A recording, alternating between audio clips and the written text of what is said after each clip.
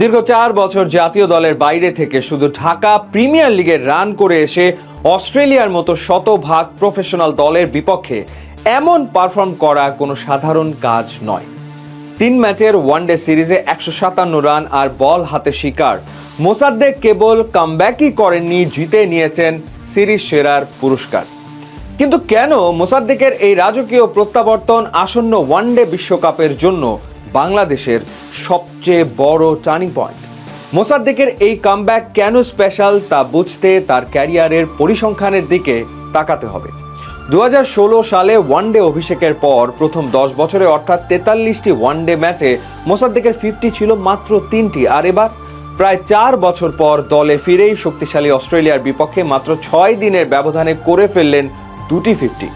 প্রথম ওয়ানডেতেই যখন দলের বিপর্যয় তখন খেললেন 70 বলে 86 রানের এক চোখ ধাঁধানো ইনিংস, আর বল হাতে 37 রানের 2 ফিগার নিয়ে একাই হলেন জয়ের নায়ক।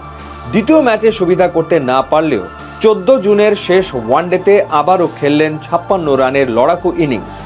ঢাকা লিগের মান আর আন্তর্জাতিক ক্রিকেটের মেজাজের আকাশ পাতাল তফাতকে বুড়ো আঙ্গুল দেখিয়ে মোসাদ্দেক প্রমাণ করেছেন তিনি বড় মঞ্চের খাঁটি ঘোড়া। কঠিন সত্যি হলো বাংলাদেশ দলে এই মুহূর্তে কিংবদন্তি সাকিব আল হাসান নেই। অতীতে সাকিবের পাশাপাশি মাহমুদুল্লাহ রিয়াদ বা মেহেদী হাসান মিরাজরা থাকলেও বর্তমান দলের লোয়ার মিডল অর্ডারে একজন অভিজ্ঞ অফ স্পিনার কাম সলিড ব্যাটারের ভীষণ অভাব ছিল। মোসাদ্দেকের অন্তর্ভুক্তি সেই অভাব এক নিমিষেই দূর করে দিয়েছে।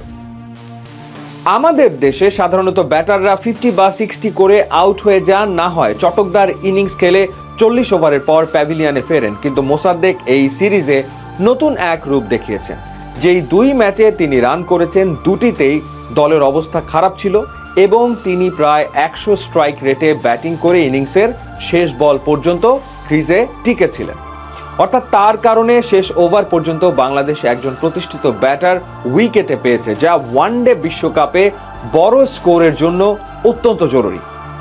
অতীতে সমালোচকরা বলতেন মোসাদ্দেক স্পিনে ভালো হলেও পেসে দুর্বল, কিন্তু এবার অ্যাডাম জেম্পা বা ম্যাথিউ রেনশকে উইকেটের সামনে এসে ডাউন দ্য উইকেটে ওড়ানো যেমন সহজ ছিল, তেমনি অজি পেসার জেভিয়ার বার্টলেট বা ক্যামেরন গ্রিনদের এক্সপ্রেস গতি ও বাউন্সকেও তিনি দারুণ সাবলীলভাবে সামলেছেন। আসন্ন ওয়ানডে বিশ্বকাপে মোসাদ্দেক কেন এত গুরুত্বপূর্ণ? কারণ বিশ্বকাপের পিচগুলোতে যখন মাঝের ওভারগুলোতে রানের চাকা চেপে ধরতে হবে, তখন মিরাজের সাথে মোসাদ্দেকের অফ স্পিন হবে অধিনায়কের বড় হাতিয়ার। প্রথম ম্যাচে তার 37 রানের 2 স্পেলটি তার বোলিং দক্ষতার বিরাট প্রমাণ। সবচেয়ে বড় কথা, মোসাদ্দেককে এখন অন্যরকম দেখাচ্ছে তার শরীরী ভাষায় আত্মবিশ্বাসের তীব্র ঝলক। নিজের সামর্থ্যের প্রতি এই আস্থা বিশ্বকাপের মতো মেগা ইভেন্টে বাংলাদেশের মিডল অর্ডারকে দেবে এক বিশাল ভরসা। লোয়ার মিডল অর্ডারে নেমে ম্যাচ ফিনিশ করে আসার এই খিদেটাই বাংলাদেশ দলে দীর্ঘদিন অনুপস্থিত ছিল। ট্যাকটিক্যাল দিক থেকে এই সিরিজে মোসাদ্দেকের ব্যাটিংয়ে সবচেয়ে দৃষ্টিনন্দন ও কার্যকর পরিবর্তন ছিল তার অসাধারণ ফুটওয়ার্ক। বিশেষ করে Aussie leg spinner Adam Zampa এবং অফ স্পিনার ম্যাথিউ রেনশর বিরুদ্ধে তিনি যেভাবে উইকেট ছেড়ে বেরিয়ে এসে নিয়ন্ত্রিত শটস খেলেছেন তা ছিল সত্যিই দেখার মতো। স্পিনারদের বল গ্রিপ বা টার্ন করার সুযোগ না দিয়ে লং অফ এবং লং অনের ওপর দিয়ে বল সীমানা পার করার যে সহজাত দক্ষতা তিনি দেখিয়েছেন, তা ওয়ানডে বিশ্বকাপের স্পিন সহায়ক পিচগুলোতে প্রতিপক্ষের বোলিং আক্রমণকে গুড়িয়ে দিতে দারুণ ভূমিকা রাখবে। অস্ট্রেলিয়া সিরিজে লেটার মার্কস নিয়ে পাশ করেছেন মোসাদ্দেক হোসেন সৈকত।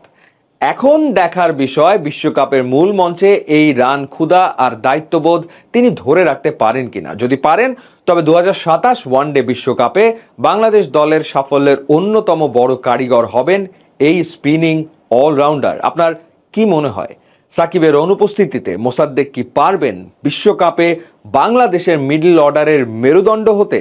কমেন্ট করে আপনাদের মতামত জানান।